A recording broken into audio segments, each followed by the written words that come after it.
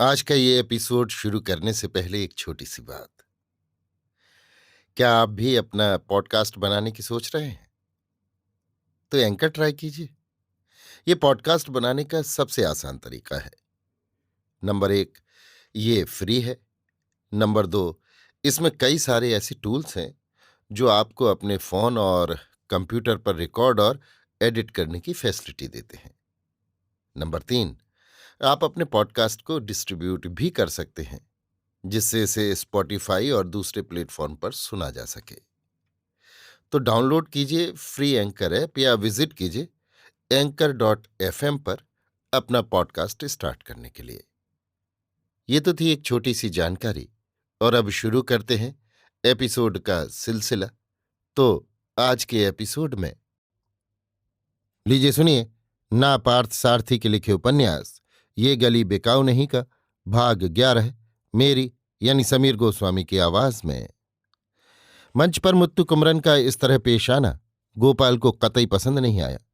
उसे दिल ही दिल में ये डर काटने लगा कि पिनांग के अब्दुल्ला के दिल को चोट पहुंची तो मलेशिया की यात्रा और नाटक के आयोजन में बाधा पड़ेगी। नाटक के अंतिम दृश्य में अभिनय करते हुए भी वो इन विचारों और चिंताओं से मुक्त नहीं हो पाया। नाटक के अंतिम दृश्य को देखकर दर्शक कुछ ऐसे गदगद हो गए कि पर्दा गिरने के बहुत देर बाद भी तालियों की गड़गड़ाहट नहीं रुकी। मंत्री महोदय विदा होते हुए गोपाल और मुत्तु कुमरन की प्रशंसा कर गए। अब्दुल्ला भी दाद देते हुए विदा हुए। गोपाल ने दूसरे दिन रात को अपने घर में भोज के लिए उन्हें आमंत्रित किया। मंच पर पहनाई गई गुलाब की माला के बिखरने की तरह भीड़ भी वहां से धीरे धीरे छट गई। कार्यक्रम के समाप्त होने पर कितने ही लोग गोपाल की प्रशंसा करने और हाथ मिलाकर विदा होने को आए। खिलते चेहरे से गोपाल उन सब से विदा लेकर चल पड़ा। कार में चलते हुए उसने माधवी और मुत्तु कुमरन से अपनी मनोव्यथा सुनाई। दूसरों का दिल दुखाने के लिए बोलना कभी अच्छा नहीं। अब्दुल्ला को हमने यहाँ एक बड़े काम की आशा में बुलवाया था। मुझे डर है कि उनके दिल को चोट पहुंचे तो हमारा काम बिगड़ जाएगा। उसकी बातों का किसी ने कोई उत्तर नहीं दिया। गोपाल ने स्वयं अपनी बात जारी रखी। मंच पर मर्यादा निभाना या संयम बरतना कोई बुरा काम नहीं है। मुत्तु कुमरन अपना संयम खो बैठा और चुटकी लेते हुए बोला, जो कमजोर होते हैं उनकी रगों में खून नहीं बहता, भय दौड़ता है। गोपाल के गालों पर मानो थप्पड़ पड़ी। माधवी ने यह सोचकर चुप्पी साधी कि दोनों में किसी भी एक का पक्ष लेने पर दूसरे का कोप भाजन बनना पड़ेगा। कार के बंगले में पहुंचने तक गोपाल के क्रोध का पारा भी कुछ ऐसा चढ़ा हुआ था कि उसका मौन टूटा ही नहीं। मुत्तु कुमरन ने उसकी जरा भी परवाह नहीं की। रात को खाते समय भी कोई किसी से अधिक नहीं बोला। खा चुकने के बाद माधवी घर को चल पड़ी। मुत्तु कुमरन ने भी आउट हाउस में जाकर बत्ती बुझाई और बिस्तर पर लेट गया। 10 मिनट के अंदर टेलीफोन की घंटी बजी। नायर छोकरे ने बताया, बाबूजी पूछ रहे हैं कि जरा यहां आ सकेंगे। उनसे कहो कि नींद आ रही है, सवेरे मिलेंगे, कहकर मुत्तु कुमरन ने टेलीफोन रखा। थोड़ी देर में टेलीफोन की घंटी फिर से बज उठी। उठाया तो माधवी बोली, ना जाने दूसरों को मूली गाजर समझते हुए मजाक उड़ाने में आपको कौन सा मजा आता है। नाहक दूसरों का दिल दुखाने से क्या फायदा। तुम मुझे अकल सिखा रही हो? नहीं नहीं, ऐसी बात नहीं। अगर आप वैसा समझें तो मुझे बड़ा अफसोस होगा। हो तो हो, उससे क्या। मेरा दिल दुखाने में ही आपको चैन मिलता हो तो खुशी से दुखाइए। बात बढ़ाओ मत, मुझे नींद आ रही है। मैं बोलती रहूं तो शायद आपको नींद आ जाएगी। हाँ, तुम्हारी बोली मेरे लिए लोरी है। सवेरे इधर आओ ना। अच्छा, आऊंगी। मुत्तु कुमरन ने फोन रख दिया। पहले दिन के स्टेज रिहर्सल में बड़ी देर हो जाने और अधिक जागरण की वजह से मुत्तु कुमरन को सचमुच बड़ी नींद आ रही थी। लेटते ही वो ऐसी गहरी नींद सो गया कि सपने भी उसकी नींद में दखल देते हुए डर गए। सवेरे उठते ही उसे गोपाल का ही मुंह देखना पड़ा। गोपाल हंसता हुआ बड़ी आत्मीयता से बात कर रहा था, मानो पिछली रात कुछ हुआ ही न था। वो बता रहा था, आज सवेरे उठने के पहले 4-5 सभाओं के सचिवों और अधिकारियों ने फोन किया था। एक ही दिन में हमारे नाटक की बड़ी मांग हो गई है। अच्छा। मुत्तु कुमरन के मुख से इस एक शब्द को छोड़कर कुछ नहीं निकला। गोपाल के इस असमंजस को मुत्तु कुमरन अच्छी तरह देख पा रहा था। गोपाल एक ओर उस पर गुस्सा उतारने की तैयारी कर रहा था और इस कोशिश में हार कर दूसरी ओर उसी की शरण में आ रहा था। अगले 2 हफ्तों में हमें मलेशिया जाना होगा। अपनी नाटक मंडली के साथ जाकर 1 महीना वहां नाटक खेलना है। तो बहुत सारा प्रबंध करना पड़ेगा। काम अभी से शुरू करें, तभी पूरा हो सकता है। गोपाल ने ही बात आगे बढ़ाई। हाँ, बुलाने पर जाना ही है। अब भी मुत्तु कुमरन के मुख से नापातुला उत्तर ही मिला। सुनकर गोपाल के मन में ना जाने क्या हुआ। बोला, मैं डर रहा था कि तुम्हारी बातों का अब्दुल्ला बुरा मान गए तो क्या हो। भला हुआ कि ऐसा कुछ नहीं हुआ, पर अब ऐसा लगता है कि मेरी बातों से तुम्हारे दिल को चोट पहुंची है।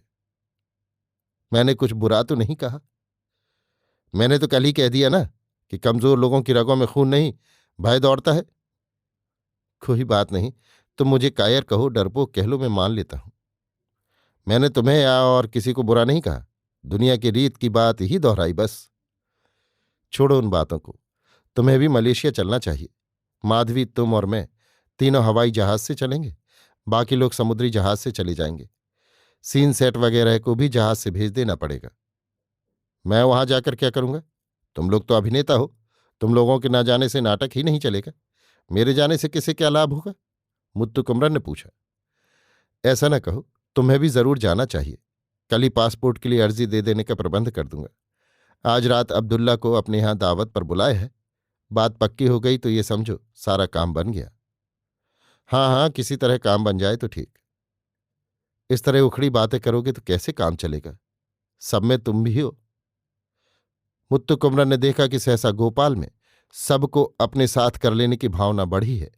किसी काम की आशा में इस प्रकार की कृत्रिमता बरतने, दावत देने आदि बातों से मुत्तु कुमरन को चिढ़ थी।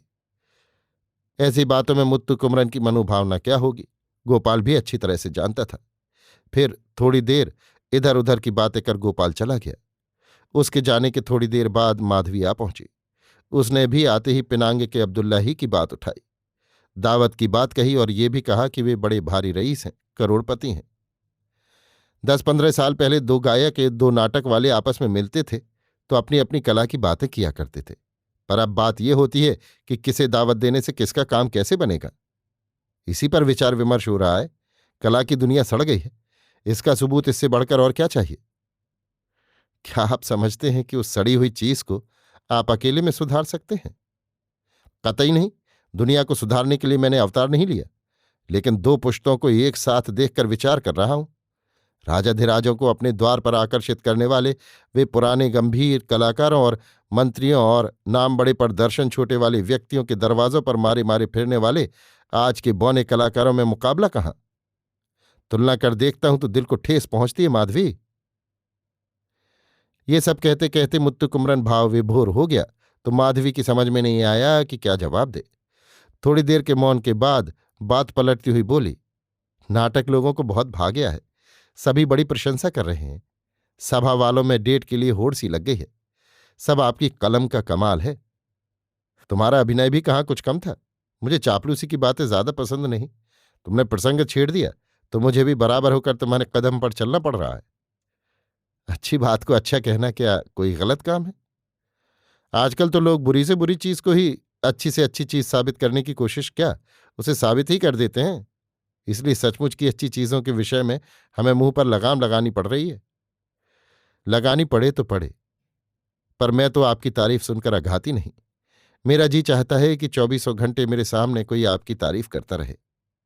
माधवी उसके पास ऐसी खड़ी थी मानो पूर्ण यौवना मदालसा ही साकार खड़ी हो। उसकी आंखों की चमक और होठों की नमी में मुत्तु कुमरन मानो नहा ही गया। उसकी देह पर लगी पाउडर की महक, उसके केशों पर लगे तेल की भीनी खुशबू और उसके बालों में गुथे बेले की सुगंध नासारंध्र से प्रवेश कर उसकी नस नस में फैल गई। सुमधुर संगीत की तरह उसकी सुंदरता ने उसे बांध लिया। फिर क्या था, मुत्तु कुमरन ने उसे अपने आलिंगन में बांध लिया। माधवी भी माधवी लता की तरह उससे लिपट गई। उसके कानों में अपने फूल से होंठ ले जाकर वो गदगद कंठ से बोली, ऐसे ही रह जाने को जी चाहता है। ऐसे ही रह जाने का जी करने से ही आदिम नरनारी के बीच संसार का सृजन हुआ। उसकी बाहें माला बनकर पीठ को लपेटती हुई मुत्तु कुमरन के मजबूत कंधों पर आ रुकीं और कसने लगीं। इसी समय थोड़ी दूर पर बंगले से आउट हाउस को आने वाली वीथी पर किसी के जूतों की चरमर सुनाई दी। हाय हाय, लगता है कि गोपाल जी आ रहे हैं, छोड़िए छोड़िए। माधवी घबरा कर अपने को छुड़ाने लगी। मुत्तु कुमरन को ये नहीं भाया। उसकी आंखें लाल हो गईं। माधवी को घूर कर देखते हुए उस पर अपना गुस्सा उतारा। कल रात को नाटक से लौटते हुए मैंने गोपाल से जो कुछ कहा था उसी को तुम्हारे सामने भी दोहराता हूं कि कमजोर की रगों में खून नहीं, भय का भूत दौड़ता है। गोपाल ये सुनते हुए अंदर आया और बोला, कल रात से ही कविता की भाषा में कोस रहे हो गुरु। माधवी ने झट संभल कर होंठों पर स्वाभाविक हंसी लाकर गोपाल का स्वागत किया। माधवी, तुम्हारी तस्वीरों की 2 प्रतियां चाहिए, पासपोर्ट के आवेदन के लिए। सोच रहा हूं कल ही सारे आवेदन भेज दूं। मुत्तु कुमरन साहब को भी फोटो स्टूडियो में जाकर फोटो खिंचवाना चाहिए। दोपहर तक तुम ही ले जाकर फोटो का इंतजाम कर दो, दिन बहुत कम है। गोपाल ने कहा। कहाँ? पांडी बाजार के सनलाइट स्टूडियो में ही ले जाऊं ना? हाँ हाँ, वहीं ले जाओ, वहीं जल्दी तैयार कर देगा। माधवी और गोपाल के बीच इन बातों में मुत्तु कुमरन शामिल नहीं हुआ। थोड़ी देर बाद गोपाल वहां से चलने लगा तो द्वार तक जाकर मुड़ा और आंखें मारकर बोला, माधवी 1 मिनट। उसे इस तरह आंखें मारते देखकर मुत्तु कुमरन का दिल का छूटने लगा। माधवी की दशा साफ छछूंदर की सी हो गई। जाए या न जाए, इस असमंजस में पड़कर गोपाल और मुत्तु कुमरन को बारी बारी से देखने लगी। गोपाल ने जोर से उसका नाम लिया और ड्योढ़ी फलांग गया। माधवी को जाने के सिवा और कोई रास्ता नहीं दिखा। मुत्तु कुमरन की आंखों में उतर आई नफरत का सामना करने का वो साहस नहीं कर सकी। गोपाल उसे वहीं नहीं छोड़कर बंगले तक ले गया। गोपाल की आंखें मटकाकर बुलाने और उसके साथ बंगले तक जाने की बात पर मुत्तु कुमरन के दिल में कैसे कैसे विचार आएंगे, इस विचार ने माधवी को धर दबोचा। गोपाल की बातों पर उसका ध्यान नहीं जमा। सुना है पिनांग के अब्दुल्ला तबीयत के बड़े शौकीन आदमी हैं, उनका तुम्हें ख्याल रखना होगा। होटल ओशियानिक से उन्हें बुला लाने का भी काम तुम्ही को सौंपने वाला हूं। ये क्या मैं कहता जा रहा हूं और तुम अनसुनी करती जा रही हो? नहीं तो मैं आपकी बात सुन ही रही हूं। होटल ओशियानिक से अब्दुल्ला को बुला लाना है और क्या, उनकी खुशी का ख्याल भी रखना। तुम्हें सुग्गे की तरह पढ़ाने की जरूरत नहीं है, तुम खुद समझदार हो। दावत में किन किन को बुलाया है उनकी लिस्ट सेक्रेटरी के पास है, उसे लेकर देखो और अपनी जुबानी सबको रिमाइंड कर दो तो बड़ा अच्छा रहेगा। दोबारा आंखें मटकाकर गोपाल ने उसकी पीठ पर थपकी दी। माधवी ने आज तक किसी मर्द के इस तरह थपकी देने पर शील संकोच का अनुभव नहीं किया था, पर आज वो लज्जा से गड़सी गई। गोपाल के कर स्पर्श से उसे उबकाई होने लगी। मुत्तु कुमारन ने उसे इस हद तक बदल दिया था। गोपाल ने पाया कि पीठ पर थपकी देते हुए या आंखें मटकाकर बातें करते हुए उसमें जो उत्साह भरता था और सेहरन सी दौड़ती थी, उसका कोई नामो निशान तक नहीं। उसने पूछा भी, आज उखड़ी उखड़ी सी क्यों हो? नहीं, मैं तो हमेशा की तरह वैसी ही हूं। माधवी हंसने का उपक्रम करने लगी। अच्छा, मैं स्टूडियो जा रहा हूं, मेरी बातों का ख्याल रखना, कहकर गोपाल चला गया। माधवी के मन में एक छोटा मोटा युद्ध ही छिड़ गया। पिनांग के अब्दुल्ला को गोपाल ने रात की दावत के लिए ही बुलाया था। उन्हें लेवा लाने के लिए शाम को 7 बजे के करीब जाना काफी था। लेकिन गोपाल की बात करने के ढंग से ये ध्वनि निकल रही थी कि पहले ही जाकर उनसे हंसी खुशी भरी चौहल करती रहो और उसे लेवा लाओ। माधवी के मन में इस लम्हों में वे सारी पुरानी स्मृतियां उभर आईं, जब कभी भी गोपाल ने आंखें मटकाकर 1 मिनट इधर आओ कहकर बुलाया है और इसी प्रकार का काम सौंपा है। वहां जाकर उसने क्या क्या नहीं किया। ओह, उन्हें दोबारा सोचते हुए उसे संकोच हो रहा था और वो शर्म से गड़ी जा रही थी।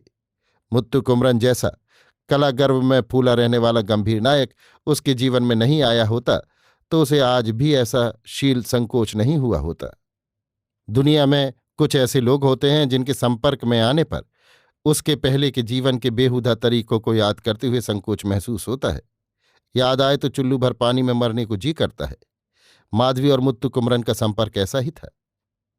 गोपाल की बातों में जो ध्वनि थी उसके अनुसार तो माधवी को उसी समय होटल जाकर अब्दुल्ला से मिलना होता, शाम को 7 बजे तक उसके साथ रहकर लिवा लाना होता। लेकिन माधवी ने उस दिन ऐसा नहीं किया। वो सीधे मुत्तु कुमरन के सामने जा खड़ी हुई, लेकिन उसकी आंखें उस पर अंगार उगलने लगी। आवाज में बिजली कड़क उठी। क्या हुआ ही? उसने आंखें मारकर बुलाया था ना जाने मैंने क्या पाप किया कि आप भी मुझ पर नाराज होते हैं। उसका इस तरह आंखें मटकाने का तरीका मुझे बिल्कुल पसंद नहीं है। तो मैं क्या करूं? क्या करूं पूछती हो? पालतू कुतिया बनकर उसके पीछे पीछे भागती रहो, इससे बढ़कर और करने को क्या रखा है? गालियां दीजिए, खूब गालियां दीजिए, मुझे कोई आपत्ति नहीं होगी। मैं सब कुछ सुनने को तैयार हूं, सहने को तैयार हूं। कुतिया, चुड़ैल। मान मर्यादा ही ना हो तो सब कुछ सुना जा सकता है, सहा जा सकता है, कुछ असर नहीं पड़ता। आपके संपर्क में आने पर मैं बहुत कुछ बदल चुकी। जब आप ही दोष थोपेंगे तो मैं क्या करूंगी भला? डूब मरूं कहीं। पहले मेरी बातों का जवाब दो। उस धूर्त ने तुम्हें बुलाया क्यों? बात कुछ नहीं, अब्दुल्ला को दावत के लिए बुला लाना है। जाना किसे है? और किसे? मुझी को। तुम क्यों जाओगी? वही जाए, या फिर वो अपने सेक्रेटरी वेक्रेटरी को भेजकर बुला ले। जब मुझे बुलाकर कहा है तब मैं ना कैसे कह दूं? हां, नहीं कह सकती। इसलिए मैं कल से रट लगा रहा हूं कि कमजोर की रगों में खून नहीं, भय ही दौड़ता है। कला के हर क्षेत्र में आज व्यापार की बाजारी मिलावट आ गई है। अब इसे सुधारा नहीं जा सकता। जैसे लोग अकालग्रस्त बेची न जाने वाली चीजें भी बेचकर पेट भरते हैं, वैसे ही आज के कलाकार किसी भी हालत में ना खोई जाने वाली चीजें गंवाकर अपने भौने अस्तित्व को बचाने के लिए पैसे के पीछे मारे मारे फिर रहे हैं। मैं मद्रास में ऐसे ही कलाकारों को देख रहा हूं जिनमें अपनी कला को लेकर गर्व अनुभव करने की तनिक भी मनोदृढ़ता बाकी नहीं रह गई है। ये इस युग की महामारी ही है। आपकी इन बातों को सुनने के लिए काश मैं 10 साल पहले आपसे मिली होती। कहते कहते माधवी का स्वर भर्रा गया। मुत्तु कुमरन उसके पश्चाताप से प्रभावित हुआ। उसके संताप से उसका दिल पिघल गया। बात करने को कोई सिरा नहीं मिला तो वो कुछ देर तक टकटकी लगाए उसे देखता रहा। माधवी ने उसका मौन तोड़कर पूछा, कहिए अब मैं क्या करूं? मुझसे क्यों पूछती हो? आपको छोड़कर और किससे पूछूं? उन्होंने जैसा कहा, मैं अब्दुल्ला से मिलने अभी नहीं जाऊंगी।